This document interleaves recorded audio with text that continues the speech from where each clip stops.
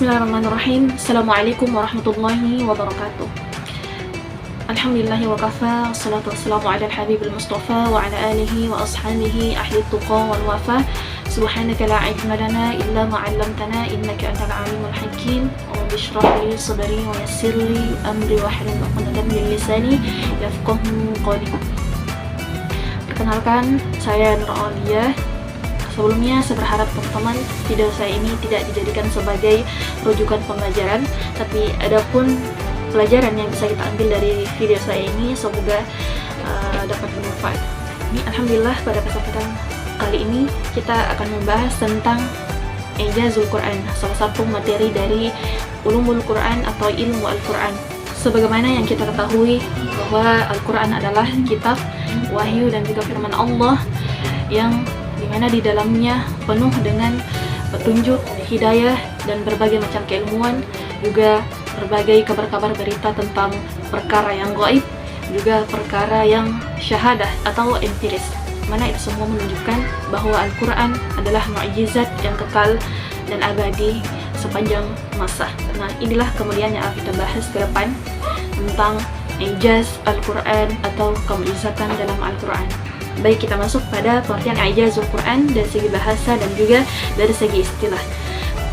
Dari segi bahasa, kata ijaz berasal dari bahasa Arab. Dari kata ajaza yu'ajizu ijazan, yang berarti melemahkan atau menjadikan tidak mampu.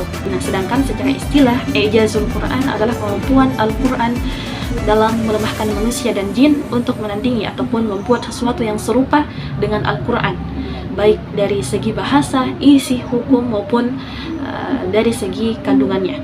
Nah, yang kita ketahui sampai saat ini tidak ada yang bisa menyerupai Al-Quran ataupun menandingi Al-Quran. Nah, selanjutnya apa sih sebenarnya yang dimaksud dengan mukjizat? Mukjizat ini adalah sesuatu yang luar biasa, yang tidak mampu ditandingi oleh siapapun, dan ini terjadi kepada nabi-nabi. Karena kalau nabi-nabi terdahulu itu mereka diberikan mukjizat, tapi mukjizatnya itu hanya berlaku pada saat itu saja. Seperti Nabi Musa. Nabi Musa alaihissalam diberikan mukjizat tongkatnya bisa jadi ular. Nah, ketika Nabi Musa telah wafat, selesai mukjizat itu.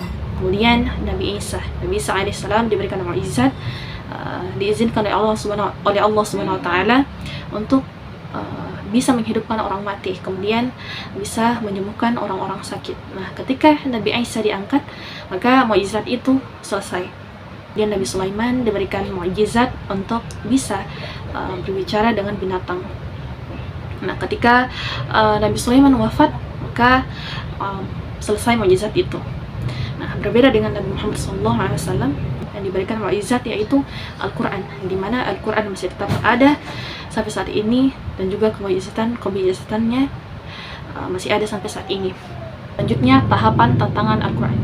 Untuk membuktikan bahwa Al-Quran ini adalah mukjizat, Allah menantang manusia secara bertahap.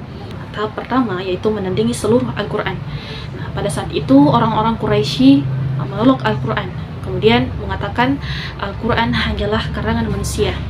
Nah, Allah mengatakan dan langsung menantang, kalau memang Al-Quran itu adalah buatan manusia, maka buatlah satu kitab yang serupa dengan Al-Quran, tetapi tidak ada yang mampu dan tidak ada yang setara dengan Al-Quran. Nah, tahap yang kedua yaitu menandingi 10 surah.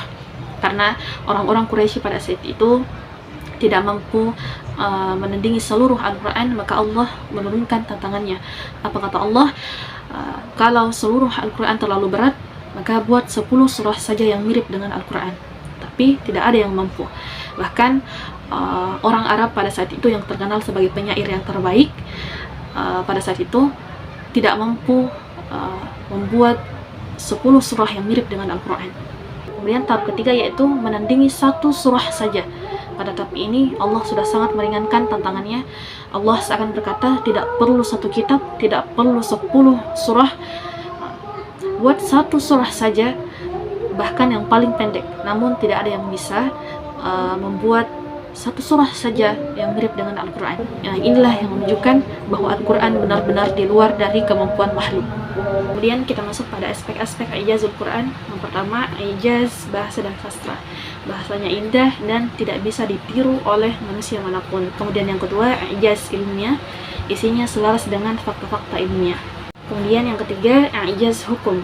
Hukumnya itu adil dan berlaku sepanjang zaman. Kemudian yang keempat, i'jaz berita gaib. Itu mengabarkan hal yang tidak diketahui oleh manusia.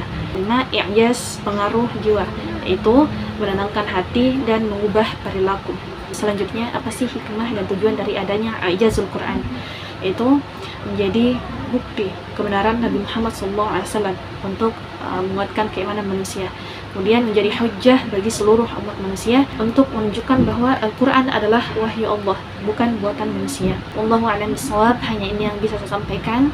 Wabillahi taufiq wal hidayah. Assalamualaikum warahmatullahi wabarakatuh.